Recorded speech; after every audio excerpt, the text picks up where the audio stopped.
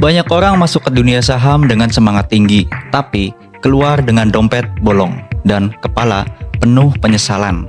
Awalnya niatnya belajar invest, tapi ujung-ujungnya malah jadi korban euforia. Beli karena ikut-ikutan, jual karena panik. Besoknya nyalain pasar, padahal yang salah bukan pasarnya, tapi caranya. Setiap tahun ribuan orang kehilangan uang di pasar modal, bukan karena mereka bodoh, tapi karena mereka nggak tahu apa yang sebenarnya mereka beli. Mereka tahu kode sahamnya, tahu grafiknya, tahu harganya naik dan turun, tapi nggak tahu dari mana perusahaan itu sebenarnya menghasilkan uang.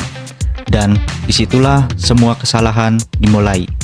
Warren Buffett pernah bilang, kalau kamu nggak bisa menjelaskan bagaimana perusahaan menghasilkan uang, dengan 2 kalimat, jangan invest. Kalimat sederhana itu jadi garis pemisah antara 2 jenis orang, yang menanam uang dan yang sedang berjudi. Karena kalau kamu nggak bisa menjelaskan gimana perusahaan mencetak laba, kamu cuma berharap, bukan menghitung atau menganalisa. Kamu cuma ikut arus tanpa tahu arah, dan saat harga sahamnya turun, kamu panik. Padahal, investor sejati justru tenang, karena mereka tahu satu hal. Yang mereka beli bukan harga, tapi bisnis. Invest di perusahaan selalu dimulai dari satu hal, yaitu pemahaman. Buffett sendiri bukan orang teknologi, makanya dia nggak buru-buru beli saham startup atau bisnis yang dia nggak ngerti. Dia hanya beli bisnis yang dia pahami, yang sederhana tapi menghasilkan uang secara konsisten. Kalau kamu tiap hari makan Indomie, minum Aqua, pakai sabun Lifebuoy, dan akses internet dari Telkom, kamu sebenarnya sudah paham logika bisnis mereka. Mereka menjual sesuatu yang selalu dibutuhkan orang. Sesederhana itu, tapi kokoh luar biasa. Ketika kamu tahu kenapa orang beli produknya, kamu juga tahu kenapa labanya stabil. Dan disitulah inti dari investasi perusahaan. Kejelasan. Kamu nggak perlu tahu segalanya. Kamu cuma perlu tahu cukup banyak untuk yakin, sama dengan bahwa uangmu sedang tumbuh di tempat yang benar. Kalau bisnis itu tumbuh, maka fundamental keuangan adalah denyut nadinya. Kamu bisa punya produk terkenal, tapi kalau keuangannya berantakan, cepat atau lambat, bisnis itu akan tumbang. Coba pikir, apa gunanya penjualan tinggi kalau laba bersihnya stagnan? Apa artinya ekspansi pasar kalau semuanya dibiayai oleh hutang? Perusahaan yang sehat bukan yang paling ramai, tapi yang paling efisien.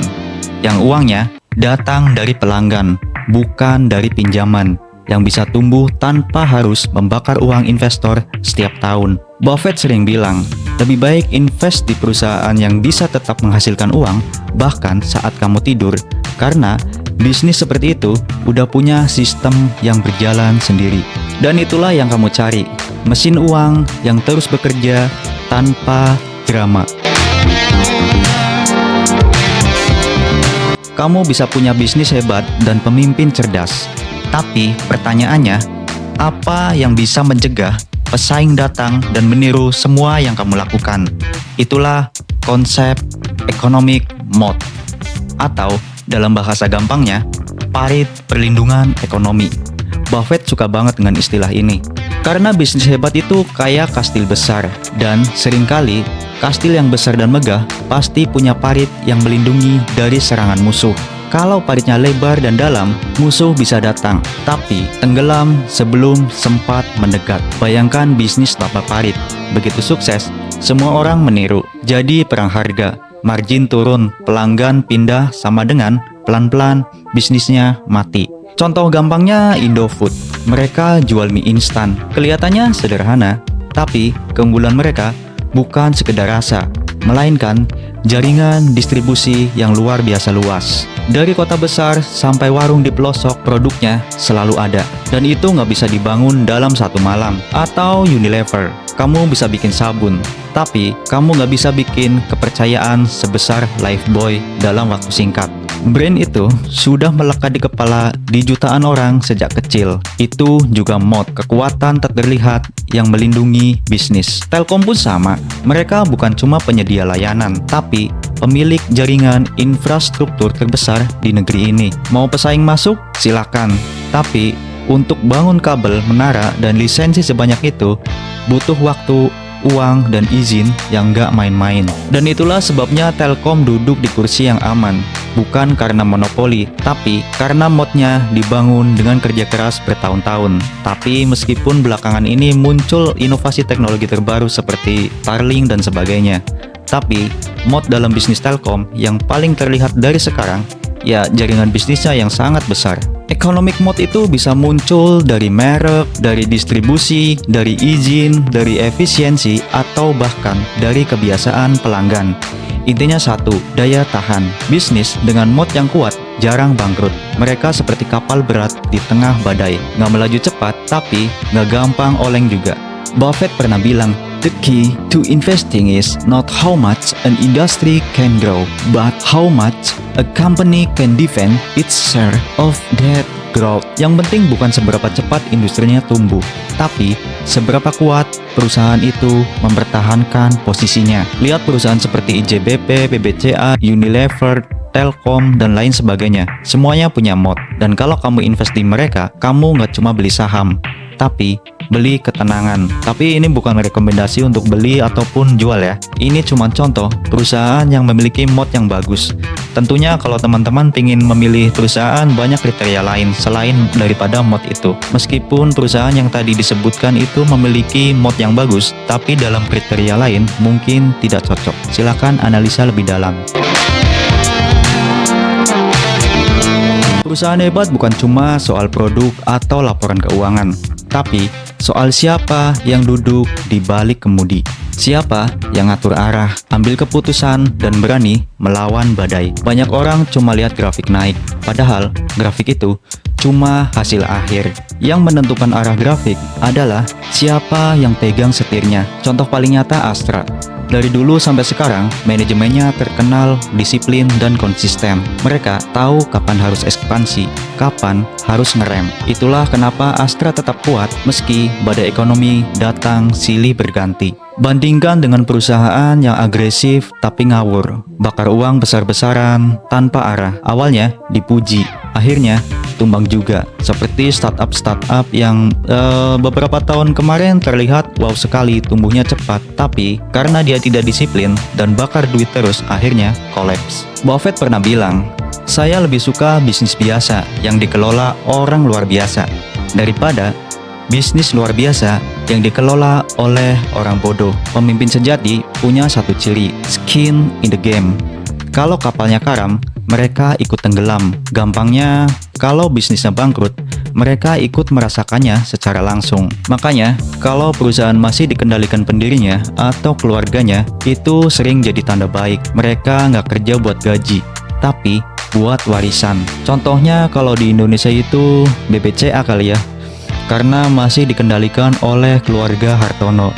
Tanpa sensasi, tanpa janji muluk, tapi hasilnya stabil, konsisten, dan dipercaya publik. Sebaliknya, perusahaan yang dikemudikan oleh pejabat korporasi biasanya cepat goyah, karena mereka mikirnya jangka pendek. Beda dengan pemimpin sejati yang berpikir seperti petani, menanam, merawat, dan menunggu panen di waktu yang tepat.